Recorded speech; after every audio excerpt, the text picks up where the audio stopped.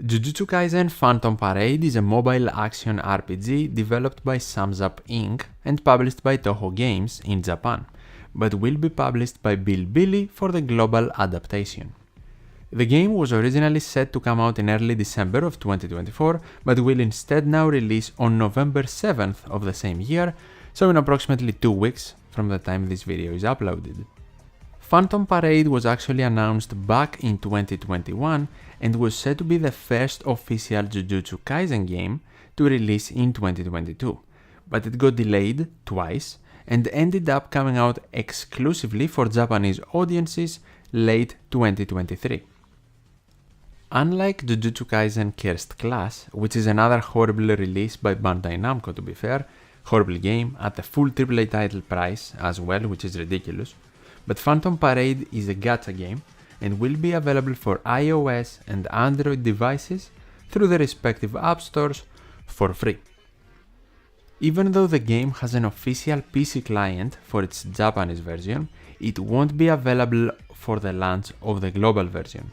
We might see it arrive later, just like it did in Japan, where it came out approximately 6 months after the game's official release, but it is not confirmed.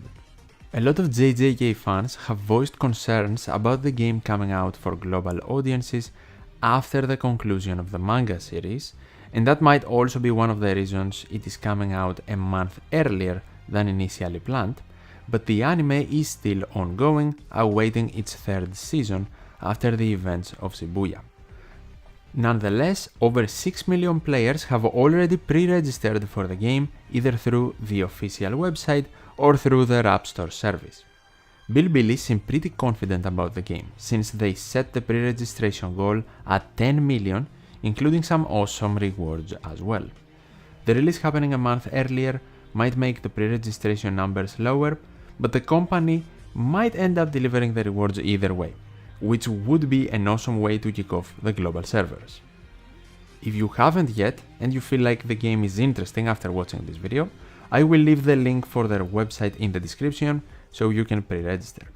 More online events are available through there to get even more rewards. And the reason I am calling the rewards awesome is because we get a lot of cubes, the currency you can use in game to do pulls and get characters, but most importantly, an SSR ticket with infinite reroll ability to get some of your favorite or some of the strongest characters in the game's meta day one.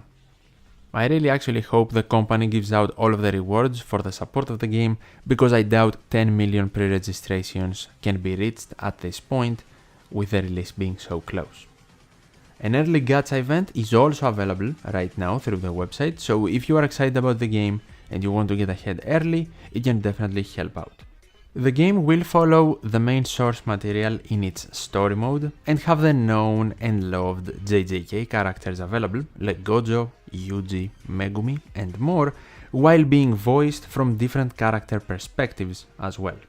But the game will also provide its own interesting twist for the JJK story by adding 3 unique characters.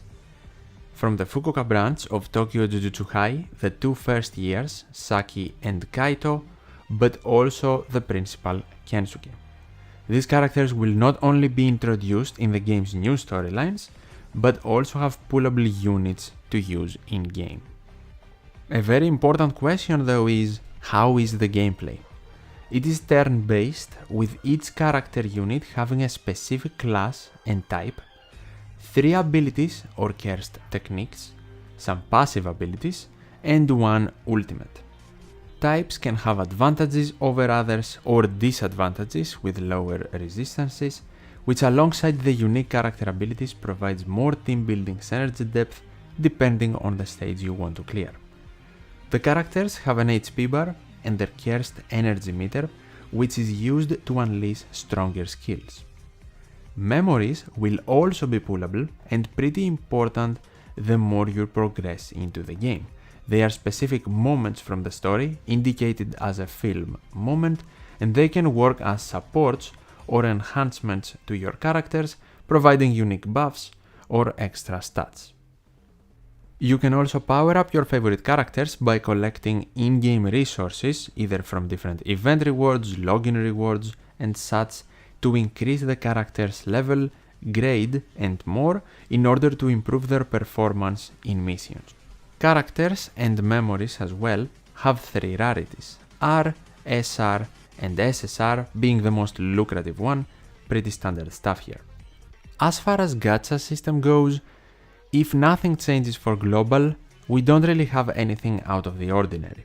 Far from generous, it is a gacha game at the end of the day, but not the worst out there either.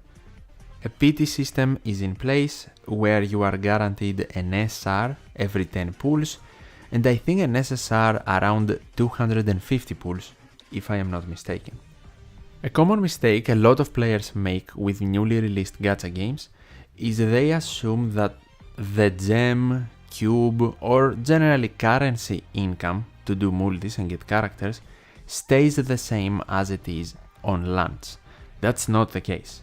Early on in the game's first weeks, we get extra rewards, gifts from milestones or gifts from the developers in general to advertise the game and keep players engaged and stuff like that. We also have new events and the story mode to go through and get the resources from there.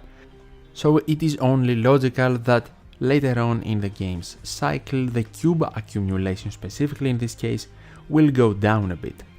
And I am mentioning that because for free-to-play players, it is important to understand that it won't be possible to own every single JJK character that comes out in the game.